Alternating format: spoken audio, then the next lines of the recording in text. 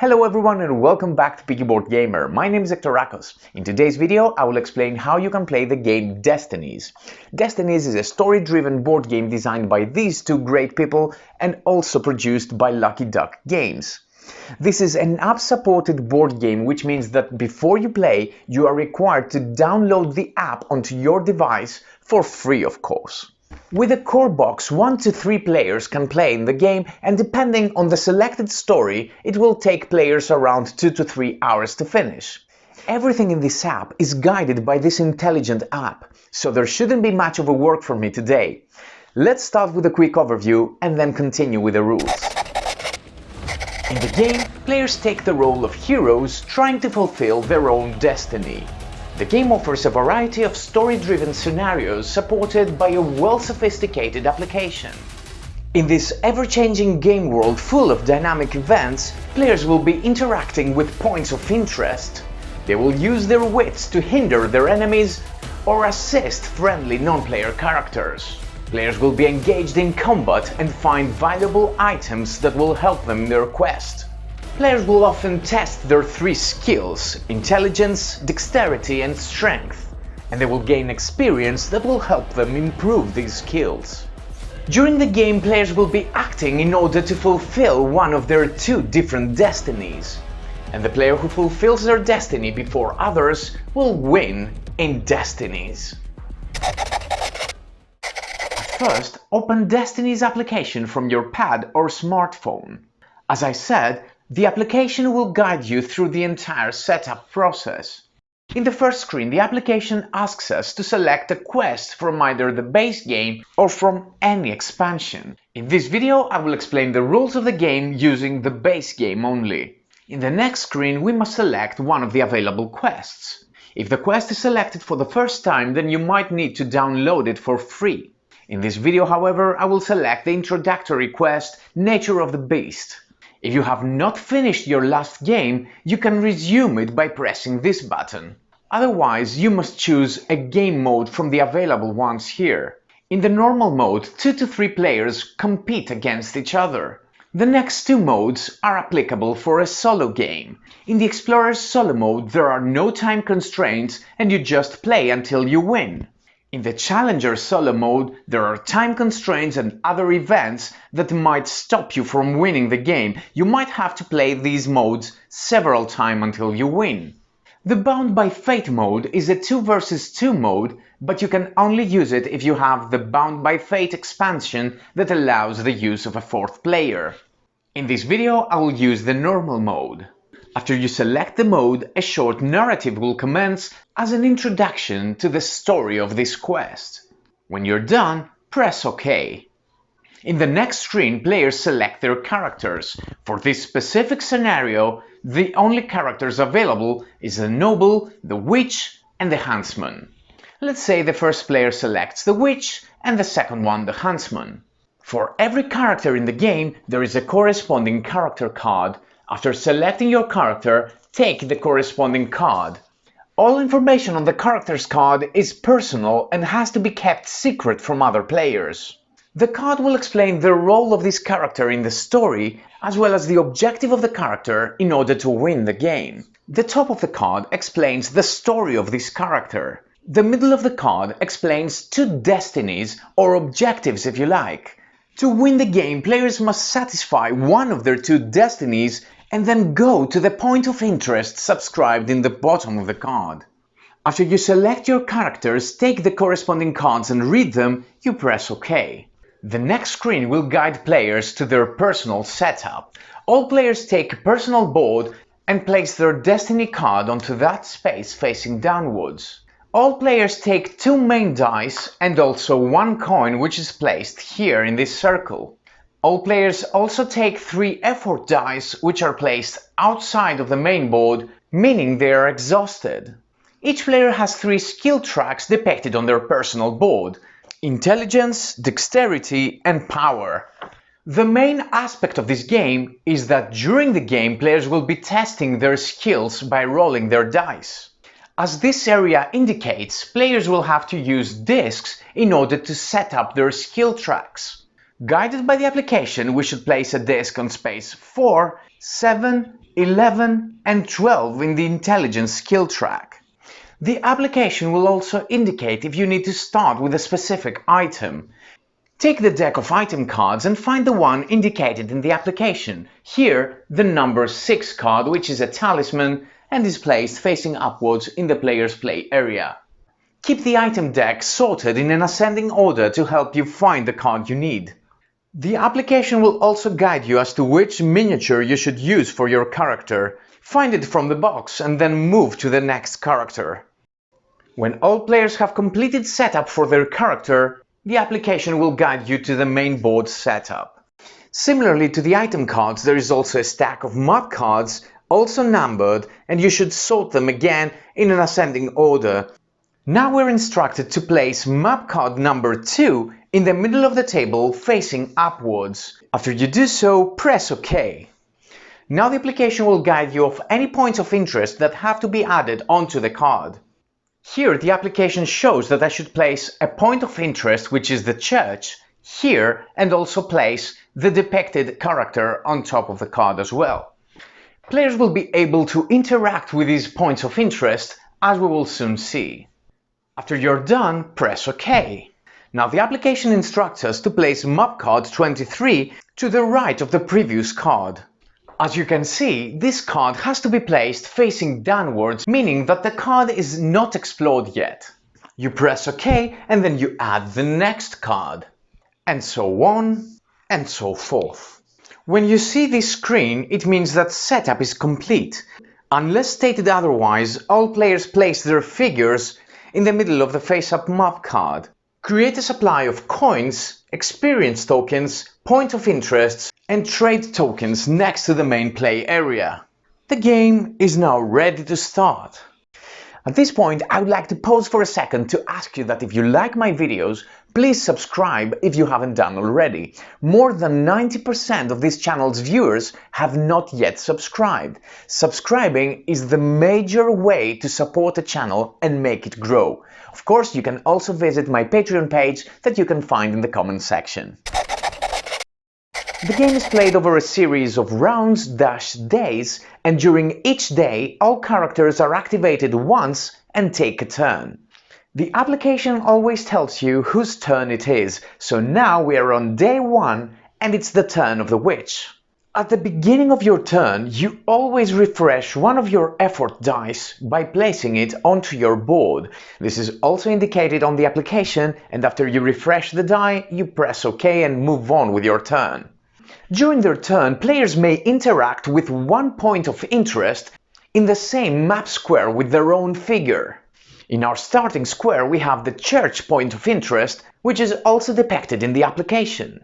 However, before interacting with a point of interest, you may move your figure up to 2 squares away by moving to orthogonally adjacent squares. If during this move you move to an unexplored map square, then you explore it. To do so, tap on the corresponding square on the app and follow the instructions.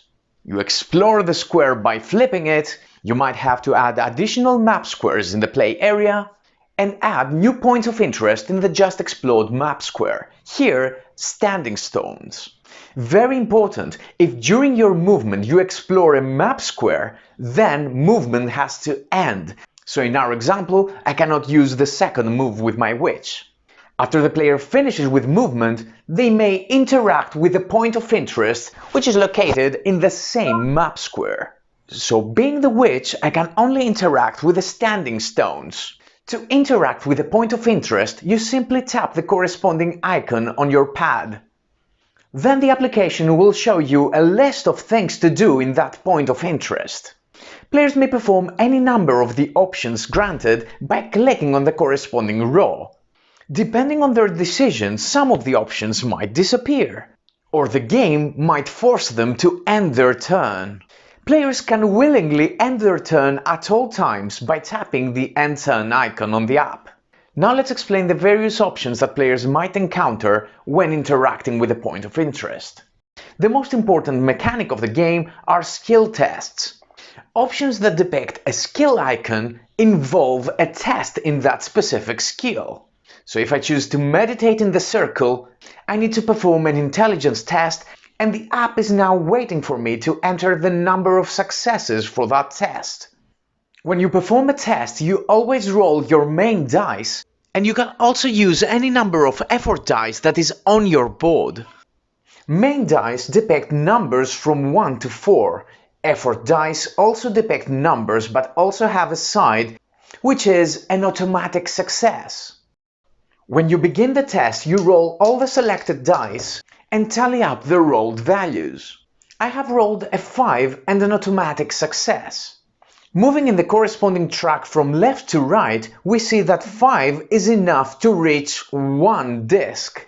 This means that we achieved 1 success plus an automatic one, 2 successes. After you input the number of successes, the application will show you the result of your test. After the test, any effort dice that were used are now exhausted, and the basic dice return back to the player's board to be reused in the next test. After executing all instructions according to your test result, you continue your turn with the rest of the options. However, in our example, the story forces us to end our turn right after performing that test. Some test options also depict the symbol of a QR code. These tests might involve using one of your items. In this example, I can choose to fight the wolf with my bare hands by doing a test, or with a weapon. So if you believe that you have an applicable weapon in your items, you can try to use it by scanning it. After using an item that could not be used as a weapon, I have to face the consequences. Let's see these in detail. First, I'm instructed to exhaust one of my effort dice. Fortunately, I had none of them available on my board, so I exhaust nothing. Then, I'm instructed to lose 2 skill steps. The little strength symbol next to the depicted discs means that I must lose 2 steps from my strength skill. For each step loss, you must move one of the discs 1 space to the right. As you have realized, the more to the left are these discs, then the easier it is to achieve more successes during tests. I could move 2 different discs 1 space, or even the same disc twice. And if the strength symbol was not depicted, I could move discs from any skill, either the same or from different ones as well. Finally, I'm instructed to gain 1 experience token. This, however, is not bad, but good actually. You can spend experience tokens at any time during your turn, except then during a test. When you spend an experience token, you gain 2 skill steps. When you gain a skill step, you move 1 disc 1 space to the left. I can move any disc twice or 2 discs once. So I will choose to gain 1 step in intelligence and 1 in dexterity. Options with this symbol, you simply perform them and see what happens. This golden QR code symbol means that you are interacting with somebody that can give you hints for one of your 2 destinies. As we said, each player has 2 destinies, and for each destiny you have 1 QR code. So if you choose this option, you can scan the QR code for the destiny you want a hint for. The app will then tell you if that person knows anything to help you with your destiny. Options with this symbol often relate to a financial interaction. For example, this one says, let the fortune teller divine your fate for 1 coin. Since I have 1 coin, I can spend it and then choose this option. If you cannot pay the required cost, however, you cannot choose them. Sometimes when you interact with a specific point of interest, you are requested to create a trade stack with a list of specific item cards. When this happens, place all the depicted item cards in a row and then take any pair of trade tokens, place one of them next to the row of cards and one next to the specific point of interest. These tokens mean that these items can only be accessed when you interact with this specific point of interest. These points of interest will certainly have an option like the one I show you, with which the player can buy items from or sell items to that trade stack. The cost to buy an item card is depicted in the top right corner of the card, so I could buy a rope by spending 1 coin. When selling an item, again you gain the coins depicted in the top right corner, so I could sell my talisman for 1 coin. Now all players, and even myself, can take this talisman by interacting with that point of interest. Speaking of item cards, all cards have an effect that players can use while in their possession during their turn. When these cards can be used is indicated from the card's text. Some cards can be used during a skill test, some others at the beginning of the player's turn, and so on and so forth. After using the effect of a card that depicts the discard keyword, the card must be discarded. On the contrary, cards with the always keyword are never discarded after being used. On top of that, cards have a QR code and could be used while interacting with a point of interest. After using the card in this way, the application will indicate whether you have to discard the card afterwards or if you can keep it. Very important, players can never hold more than 5 items in their possession.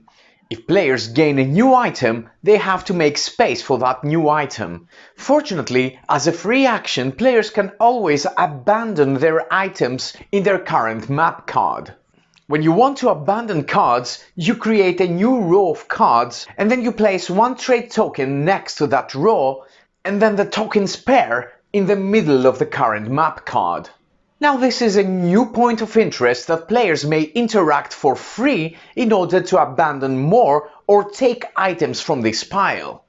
Players can also make space for a new item by using one of their item cards that depicts the discard keyword.